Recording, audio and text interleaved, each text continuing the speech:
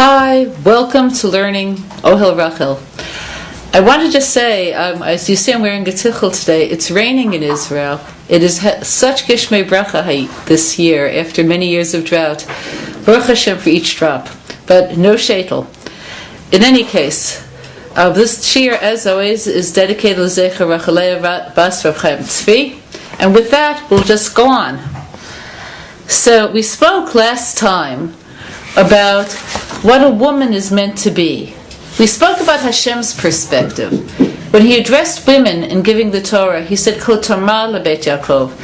He spoke with gentility and softly, in a way in which a woman could take it to heart. We said that to men he spoke in a way that was harsh, Taged livnei Yisrael. So we said in Ruchnius, in spirituality, a man's path is struggle. He needs to have a goal that's beyond him somehow, and he has to toil to reach that goal. For a woman, the goal comes from within. It's finding the place of spirituality in herself. It's self-discovery, self-exploration, and from there coming to a place of tranquility and peace, and letting that sort of peace affect others. We then said that when you take all of this about woman's nature, you could understand how she could build a home. She has to find her higher self and let that affect her environment, her husband. And from there, we said last time, a woman affects Klal Yisrael by becoming the koach hama'ached, the power that unifies everyone, by allowing everyone to find their own repository of spirituality in their relationship with her. Okay, and so we're continuing from there. So we're up to those of you who may have bought the book, as I hinted to rather broadly last time, that wouldn't be a bad idea for you to do. We're in Perek Gimel. So he begins, Ko Tamar levet Yaakov elu nashim. He quotes again. He's taking us back to the beginning. Hashem said, thus you should say to the house of Yaakov, the house being the woman. These are the women. Hagam shechanu Yisrael ki ish echad belev echad.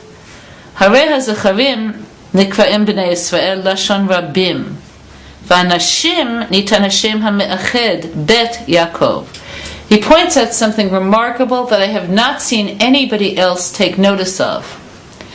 As you know, as many of you know, when the Torah introduces the method through which Hashem brought us to a place of receiving it, it says that the Jews, plural, encamped, plural, in Midbar Sinai.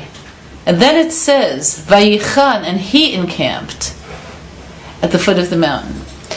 So Rashi comments, well, what do you mean he? Who's he? And he said at that point, for once, the Jews were like one person. You could look at the entire Jewish people, over 600,000 people, men between 20 and 60, plus, very likely, an equal number of women, plus old people, plus children. You're talking about millions of people being like one person. It's a remarkable thing. And when we were together in that place of achdut, in that place of true unity, what does Hashem say? Listen carefully.